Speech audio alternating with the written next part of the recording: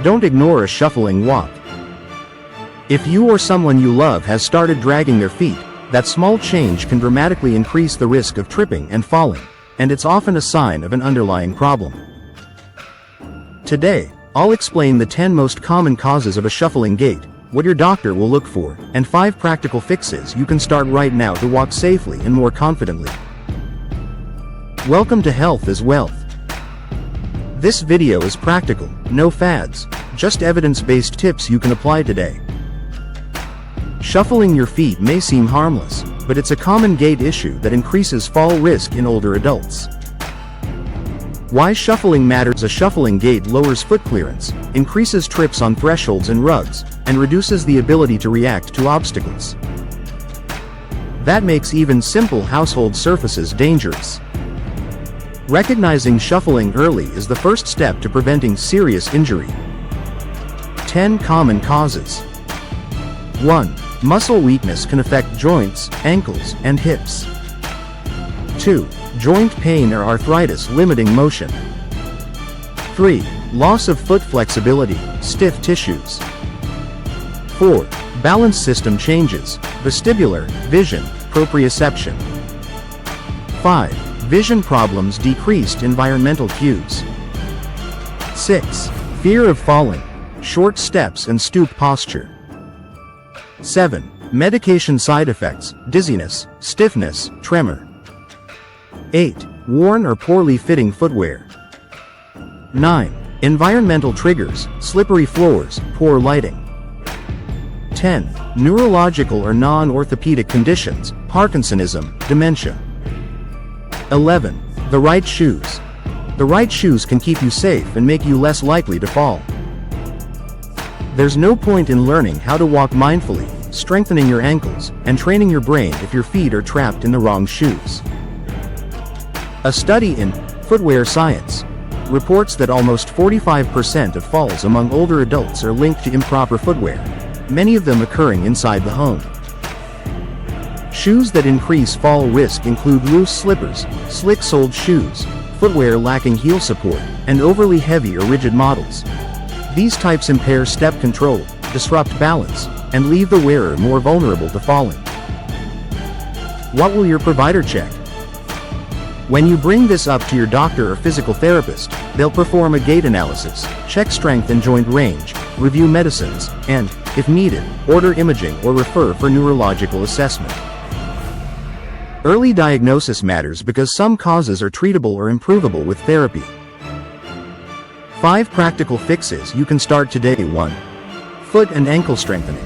Calf raises, 10 to 15 reps. Towel scrunches seated, 2 to 3 sets. 2. Mindful stepping practice. Deliberately lift the toe and land heel right pointing arrow midfoot right pointing arrow toe. Keep eyes 3 steps ahead. 3. Correct footwear. Lightweight, closed shoes with grippy soles and secure fastening, Velcro, laces. 4. Vision and environment. Brighter lighting, remove loose rugs, mark thresholds, and clear clutter. 5. Medication review and PT. Ask your provider for a medication check and referral to physical therapy for gait training. Show demo. Stand behind a sturdy chair. Try 10 deliberate steps, focusing on heel strike and a clear toe lift. Then do 10 calf raises, holding the chair for balance. If you feel dizzy or unsteady, stop and sit, speak with your clinician. When to see a doctor: urgently see a provider promptly. If shuffling begins suddenly and is accompanied by weakness, numbness, slurred speech, a new tremor, or frequent freezing episodes, these could signal a neurological cause. If you've made it this far, type "exercise" in the comments and leave a like.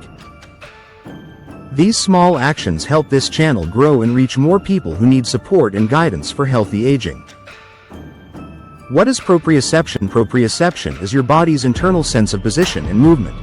It tells you where your limbs are, how fast they're moving, and how much force they're using without you having to look. What proprioception includes? 1. Joint receptors are sensors in joint capsules that detect joint angle and pressure. 2. Muscle spindles.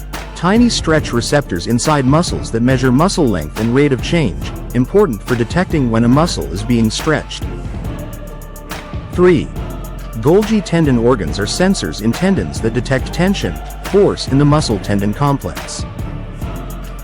4. Cutaneous, skin, receptors, pressure and stretch receptors under the skin that provide information about contact and surface texture. 5. Central integration, brain and spinal cord. The spinal cord, cerebellum, brainstem, and somatosensory cortex combine those signals and produce unconscious adjustments to posture and movement. How it works: mechanism, in plain steps, mechanical change, joint moves, muscle stretches, activates receptors. Receptors send fast electrical signals via sensory, afferent, nerves to the spinal cord. Some reflex adjustments happen in the spinal cord, very fast. Signals travel to the cerebellum and somatosensory cortex for refined control, balance, error correction, and conscious awareness. The nervous system issues motor commands, via the brain and spinal cord, to adjust muscles so posture and movement stay accurate and stable. Why it matters: function and examples, balance and fall prevention. Proprioception lets you catch your foot on an uneven tile without looking. Coordinated movement. It enables smooth walking, reaching, and fine motor tasks, buttoning, writing. Force control. Prevents you from grabbing an egg too hard or dropping a heavy pan by mistake. Automatic corrections. Keeps you upright when bumped or when your legs give way. Common causes of poor proprioception: peripheral neuropathy. For example, diabetes, which reduces sensory input from feet and hands.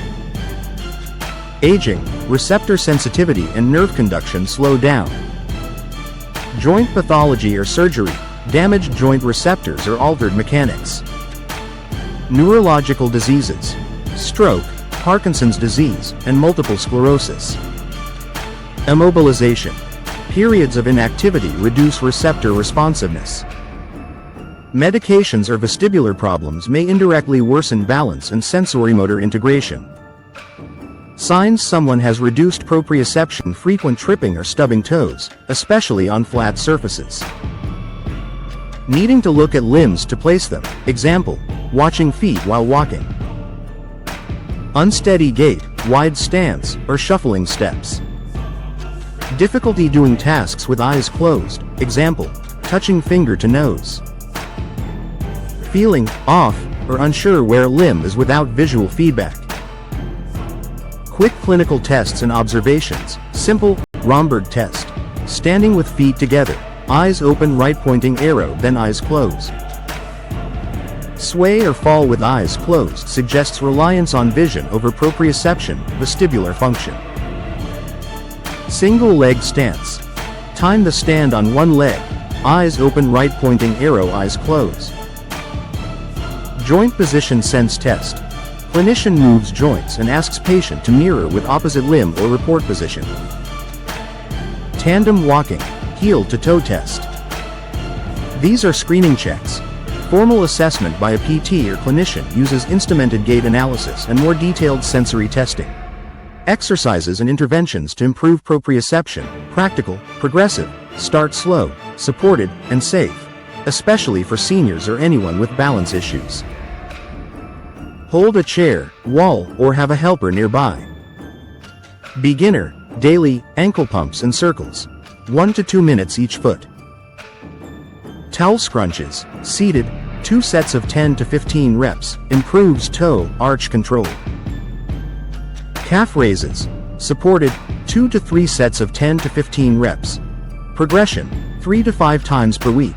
Single leg stance. Hold 10 to 30 seconds each side, 3 reps.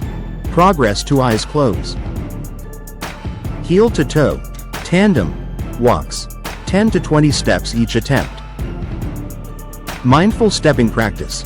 Slow, deliberate heel right pointing arrow toe steps, look 3 steps ahead, 2 to 3 minutes.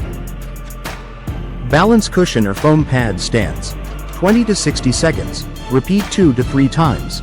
With eyes open, right pointing arrow close. Use under supervision. Wobble board, Bozu progressions. Only after mastering static balance, 1 to 5 minutes under PT guidance. Functional drills. Stair stepping with focus on clear toe lift. Walking on different surfaces, carpet right pointing arrow, tile right pointing arrow, grass, while supervised. Dual task practice. Walk while counting backwards, to challenge integration. Clinical approaches. Physical therapy with targeted gait retraining and sensory re-education. Address vision, vestibular issues, medication review, and proper footwear. For neuropathy, sensory substitution strategies and compensatory balance training. Practical tips for seniors, safety first, begin exercises holding a stable support. Progress gradually. Improve lighting and remove rugs and obstacles while you train. Wear supportive, non-slip shoes indoors. If dizziness, weakness, or sudden changes occur, stop and seek medical review. Consistent short sessions, 5 to 10 minutes, 2 to 3 times daily, are better than rare long sessions. Relevance to shuffling gait and fall prevention. Proprioception decline is a key contributor to shuffling and dragging feet. When sensory feedback from feet and ankles is reduced, people rely more on vision and shorten their steps to feel safer. That paradoxically increases fall risk. Targeting proprioception with ankle, foot strengthening, mindful stepping, and balance challenges is essential in any fall prevention program. My professional opinion: for older adults, proprioceptive training should be a frontline, non-pharmacologic strategy in fall prevention plans. It's low-cost, evidence-based, and integrates naturally with gait re-education and strength work. Small actionable plan you can use today. Try this 5-minute routine daily. 10 towel scrunches, 10 calf raises. Supported, 30 seconds single leg stand on each side, hold chair, and 1 minute of mindful stepping. Check shoes and environment, grippy soles, good lighting. If you notice sudden changes, new numbness, weakness, frequent freezing, schedule a medical review. If this helped, hit like and subscribe, and tell me in the comments, which fix will you try first? Share this with a friend who shuffles, it could prevent a fall. I recommend you watch the video on best foods and spices to relieve joint and arthritis pain naturally.